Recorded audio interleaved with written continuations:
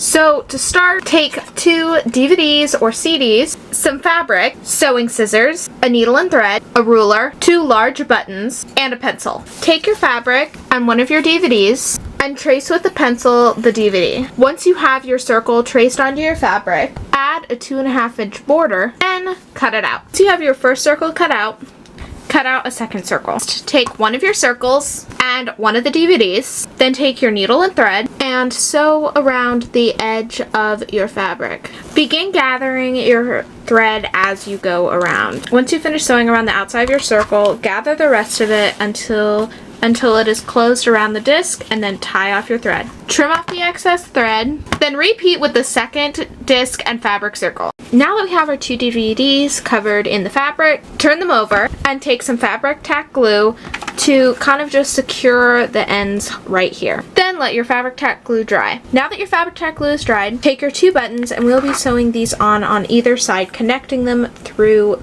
the DVD holes. Start by pushing your needle and thread through the fabric and through the DVD hole. Take one of your buttons and begin attaching it to the hole.